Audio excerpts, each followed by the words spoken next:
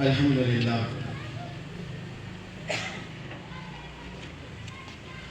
الحمد لله كفى وسلام على عباده الذين اصطفى. أما بعد فأعوذ بالله من الشيطان الرجيم. بسم الله الرحمن الرحيم. قال تبارك وتعالى: فإن آمنوا بمثل ما آمنتم به فقد اهتدوا. صدق الله العظيم. سبحان ربك رب العزة عما يصفون وسلام على المرسلين والحمد لله رب العالمين. زه اول د خپل مشرانو شکریا ادا کوم او د مشرانو په مخامخ باندې خبره کول زیب هم نه کوي، خو زه مشرانو نه اجازت واخیستلو او د دې تمامو خلکو شکریا هم ادا کوو چې هغوی موږ له دا دومره وخت راکړلو د ختم نبوت دپاره، هغه ختم نبوت چې صحابه کرامو پې ځان قربان کړلو. زمونږ د تابعینو کیسې تاسو موږ تر مخکې دي. پیغمبر علیه الصلاة والسلام وایي چې تاسو ما سره مینه وکړئ، مینه او محبت وکړئ، خو دا نشي کېدی چې پیغمبر د مونځ حکم وکړي او د مونځ طریقه ونه ښیي. دا نشي کېدی چې پیغمبر د اودس حکم وکړي او د هغې طریقه ونه ښیي. پیغمبر موږ ته وویلې د مینې او د محبت، خو د مینې او د محبت طریقې هم راته وښودله چې بای مینه او محبت به څنګه وي. مینې محبت هغه معیار او هغه مقدار به څومره به وي. د پلار نه زیاته مینه وایي نه، صرف د پلار نه زیاته مینه نه. د چا نه زیاته؟ د اولاد نه زیاته مینه نه، صرف د اولاد نه زیاته مینه نه، بلکې څه وایي؟ والناس اجمعین، د ټولې دنیا نه زیاته اور اے انسان ستا نه زیاته مینه چې د پیغمبر سره وکړې، دا د ایمان کامل والی دی. ستا ایمان اوس کامله شو. خودکشي حرام ده. که یو انسان دغه بلډینګ نه ځان راولي لاندې، نو دا حرام ده. اوبو ته ورډوب کول، ځان نه خودکشي کول، دا حرام ده. خو که د دې حکم زما پیغمبر ورکړي چې ور ودانګه دې اوبو ته، نو بیا هغه حکم په تا باندې واجب شو. نو مطلب زما د خبرې دا دی چې زما او ستا په خپل ځانونو باندې دومره حق نشته چې څومره حق زمون په ځانونو باندې د محمد رسول الله. نو د پیغمبر علیه السلام کتاب خاتم الکتب، د پیغمبر دین خاتم الادیان، د پیغمبر شریعت خاتم الشرائع، د پیغمبر نبوت ختم نبوت. زما مشران راغلي، هغه به نور هم د اهمیت په باره کې خبره کوي، خو تاسو دې ته وګورئ چې حضرت ابوبکر صدیق رضی الله تعالی عنه پرنګه انسان چې کله هغه په خپل دې مدینې په سلطنت باندې جلوه افروز شو، راغللو او دا سلطنت یې سنبال کړلو، نو ټولو کې پیلنی جنگ د مسلمانانو د ابوبکر صدیق په دور کې د حضرت خالد بن ولید په لښکر کې جنگ یمامه د څه په باره کې شوی؟ جنگ یمامه د هغه مسیلمه کذاب په باره کې نه و شوی. د پیغمبر په زمانه کې اسود عنسی موجود و. یو صحابي ته وایي صهیب بن قلاب، هغې ته وایي چې تا په ما ایمان راوړه. اسود عنسی ورته وایي دا خو کېدی نه شي چې په تا باندې ایمان راوړم. وایي اور ته یې واچوئ. چې اور ته یې واچولو، نو په ختم نبوت باندې د غیرت کولو والا د حضرت ابراهیم علیه السلام د هغې سنت یې تازه کړلو، اور ته واچولی شو، خو اور د هغې یو اختم ونه سوځولو. د اور نه دغه رنګه راووتو. دا خبره مدینې ته راغله، پیغمبر دې ټولو خلکو ته بیان کړله.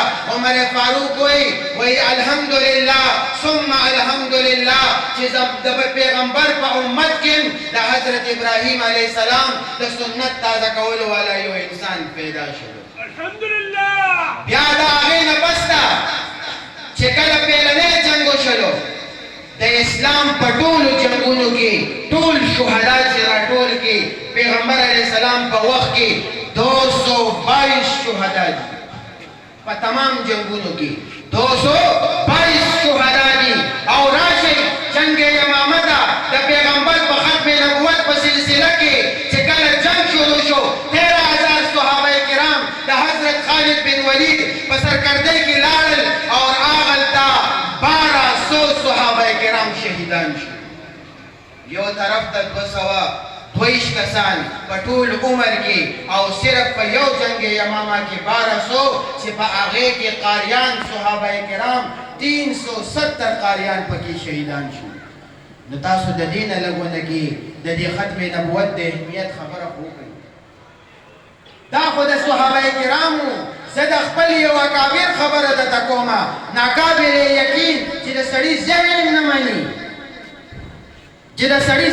نه مني حضرت غلام غوث هزاروي سے خپل زوی په مرض الوفات باندې پروت دی دوایي راوچته کړله خپل زوی له دوایي ورکوي ور وډبېدو چې ور وډبېدو دوایي کېښوستله ور له لاړلو چې ور باندې راغلو سړی ورته وایي چې حضرت دلته یو کس زمونږ کلي ته راغلی دی قادیاني دی زمونږ ایمان خرابوي په ختم نبوت لګیا دی واپس دننه راغلو بچي له دوایي ورنه کړله بیګ یې راواخېستو کتابونه یې پکې واچول او خپله ښځه ورته وایي خپله بیبي حضرت کم خوا روانې ورته وایي حضرت کم خوا روانې دا زوی دي په مرض الوفات باندې پروت دی ورته وایي د دې نه ضروري کار روان د دې نه ضروري کار له روان یم او روان شلو چې کله په ګاډي کې کېناستو ګاډی روانېدو یو کس راغلو حضرت ستاسو زوی وفات شلو دا ورته وایي انا لله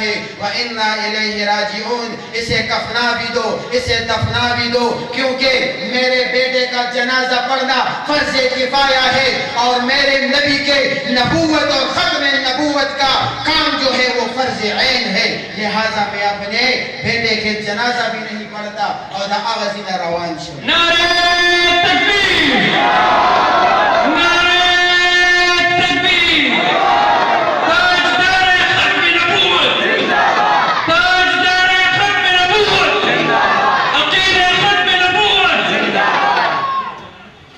زما خوږو عزتمندو مشران راغلي هغه به درته ټول خبره کوي خو دا زمونږ معافي ضمیرو چې هغه مونږ ستاسو په مخامخ یو څو خبرې وکړلې خو زه تاسو ته دا وایم چې دا دومره علما کرام چې دي راغلي دي راغونډ شوي دي نو دا کار ګورې ضروري کار دی. مشران یو خبره کوي وایي چې د چا مشرانو روجې نیولي د هغې کشران نن اختر منوئ او چې د چا مشرانو اخترې مناو کړي د هغې کشران نن روجې نیسي. نو که نن موږ روجې ونه نیولې او د دې ختم نبوت دپاره راپا نسېدو نو واورئ یقین په رب باندې وکئ چې دا خلک به راپاڅېږي زمونږ مسلمانان زمونږ نوجوان د کالجونو والا د یونیورسټو والا راپاڅېږي به هغه به بېدینه کوي هغه به بېلاره کوي. دا وګورئ دا یو خبره درته کوم دا وګورئ موبایل دا د یهودیانو د کافرانو د انګریزانو دومره محنت وکړو چې د هر یو انسان جب ته ورسولو نو ته دومره محنت نشي کولی چې د خپل دا دین دا ختم نبوت اواز د هغې د ملکونو ته د هغې د کورونو ته د هغې د جبونو ته ورسې ته دومره نشي کولی مسلمان. یو تیلی چې راپاڅېږي که نه هغه بل چا ته هغه پورې فایده نشي رسولی او ځنګل نشي سېځلی چې کومه پورې دا خپل سر نه یې سېځلی چې یو تیلی خپل سر وسېځي نو هغه ټول خلکو له فایده ورکولی شي چې یو سر وسېځي یو تیلی نو هغه ټول ځنګل یې سېځلی شي نو چې کومه پورې موږ په ختم نبوت باندې دا خپل سرونه نه یې سېځلي نو د دنیا ګوټ ګوټ ته به دا اواز نه ځي. د دې دپاره خو ټول تیار یې که نه ټول تیار یې که نه واخر دعوانا الحمد لله رب العالمین.